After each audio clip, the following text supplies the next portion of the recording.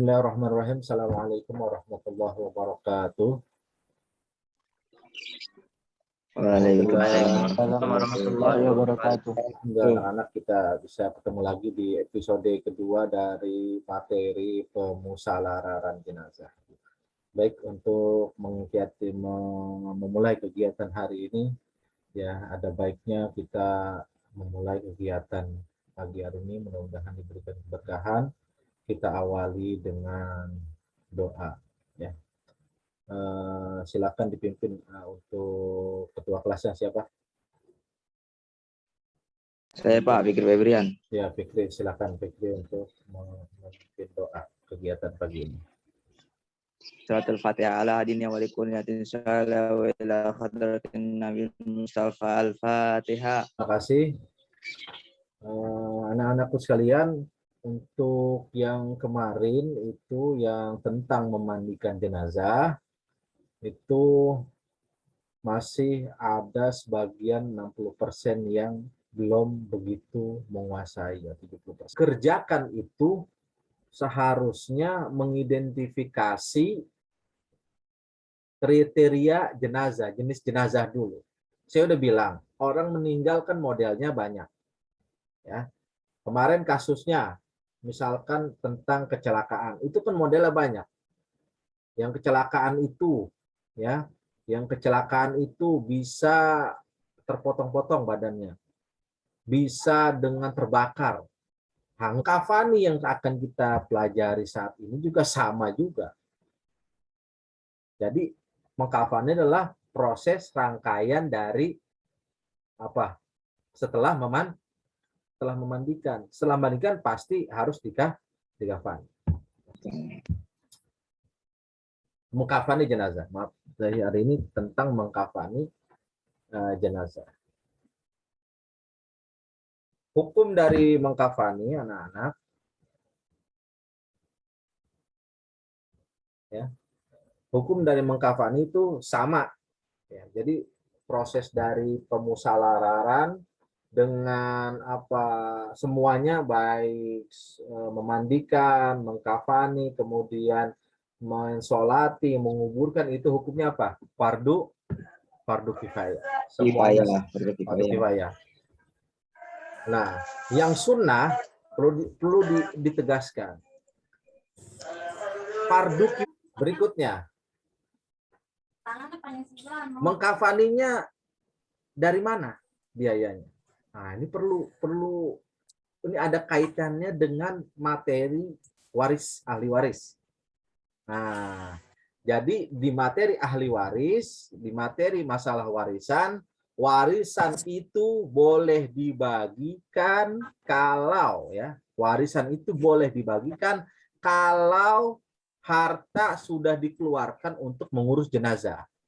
Nah, jadi salah satu sumber biaya mengkafani itu adalah harta dari peninggalan yang meninggal sebelum warisannya dibagi. Itu. Jadi sebelum, ya, hukum mengkafani jenazah dengan penyakit menular. Hukumnya apa? Wajib. Nah, ini perlu diketahui. Mengkafani jenazah dengan penyakit menular itu wajib. Wajib dilaksanakan ketentuannya. Ingat, wajib dilaksanakan ketentuannya. Ini unik juga, nanti juga dalam materi berikutnya tata cara menguburkan, bagaimana menguburkan dengan peti dan segala macam. Nanti ada cara. Nah, ini apa namanya? Satu bagian khusus dalam teknik tata cara mengkafani jenazah, ya. Nah, prosedurnya dari mana, Ustadz? Dari mana Pak prosedurnya? Prosedurnya itu ya tentunya sudah dibuat oleh ahlinya. Ya, kalau misalkan penyakit menular pasti kita harus minta petunjuk daripada ahli atau dokter tertentu. Assalamualaikum warahmatullahi wabarakatuh. Saya Hanifah dari kelompok 3 mempresentasikan mata pelajaran fikih, yaitu tentang mengkafani jenazah. Yang ke-1 yaitu jenazah itu orang muslim. Hukum memandikannya fardu kifayah. Cara mengkafaninya yaitu membentangkan tali-tali pengikat kafan secukupnya. Kedua, bentangkan kain kafan lapis pertama di atas tali-tali tersebut. Ketiga, beri bukur pada kain tipis pertama atau jika tidak ada bukur maka dengan minyak wangi atau semisalnya. 4.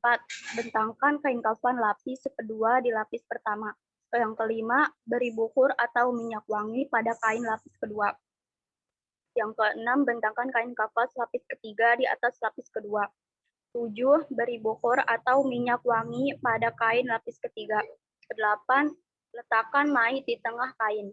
Yang ke-9, tutup dengan kain lapis ketiga dari sisi kiri ke kanan, kemudian kain dari sisi kanan ke kiri.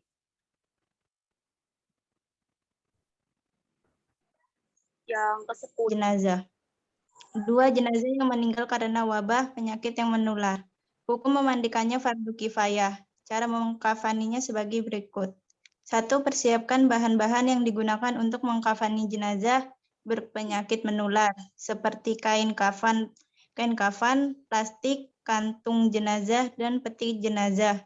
2. Jenazah ditutupi atau bungkus dengan plastik yang selanjutnya diikuti dengan kain kafan. 3. Setelah kain kafan dilanjutkan dengan dibungkus menggunakan plastik. 4. Setelah itu jenazah dimasukkan ke dalam kantung jenazah dan yang terakhir dimasukkan ke dalam peti jenazah. Dalil atau alasan mengkafani jenazah yang terkena penyakit menular. Proses mengkafani jenazah berpenyakit menular dilakukan dekontaminasi jenazah tidak wajib dimandikan, cukup ditayamumi saja. Persiapan tersebut dikarenakan untuk melindungi pengurus jenazah dari penyakit yang diderita oleh jenazah. Ya, bagian terdalam yaitu kain lepas menutup pusar sampai lutut. Kain baju yang menutup bahu sampai separuh paha, lebih utama lagi sampai separuh betis sebagai lapisan kedua. Lapisan terakhir adalah kain penutup seluruh bagian badan. Alasan atau dalil, apabila salah seorang di antara kalian mengkafani saudaranya, maka hendaklah memperbagus kain. Hukum mengkafani jenazah dalam Islam orang yang mengalami peristiwa kematian atau meninggal, 1 dari 4 kewajiban orang yang masih hidup terdapat seorang yang telah meninggal adalah mengkafani. Hukum mengkafani jenazah atau mayat adalah fardu kifayah. Mengkafani mayat berarti membungkus mayat dengan selembar kain atau lebih yang biasanya berwarna putih. Selain mayat selesai dimandikan dan sebelum disolatkan serta dikubur.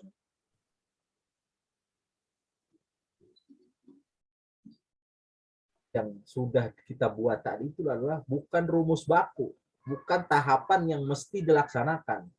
Gitu. Ketika di lapangan, ya nanti kan kalian bikin video kan.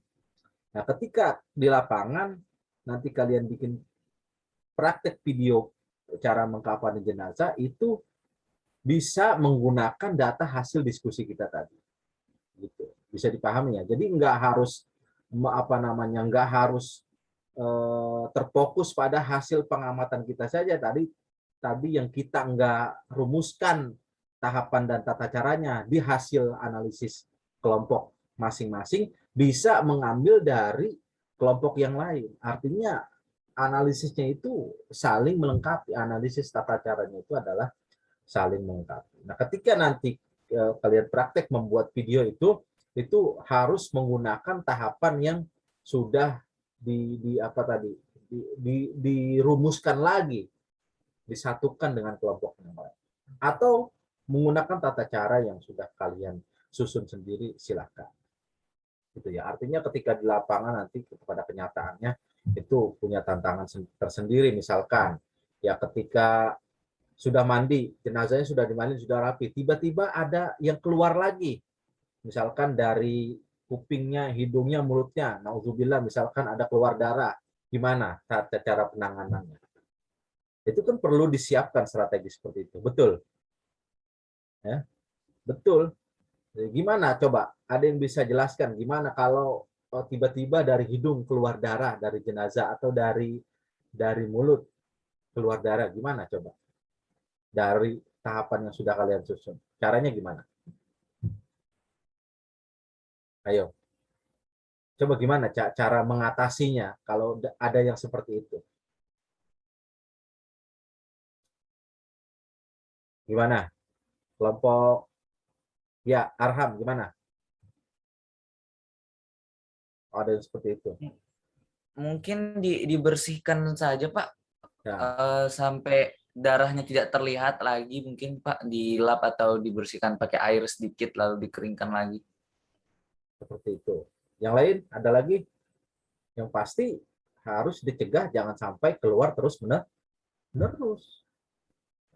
Terus kalau jenazahnya nanti luka seperti apa itu kan juga ada teknik tersendiri dalam mengkafaninya gitu. Ya kan jangan sampai nanti kafannya itu berlumuran darah dan tidak pantas dilihat.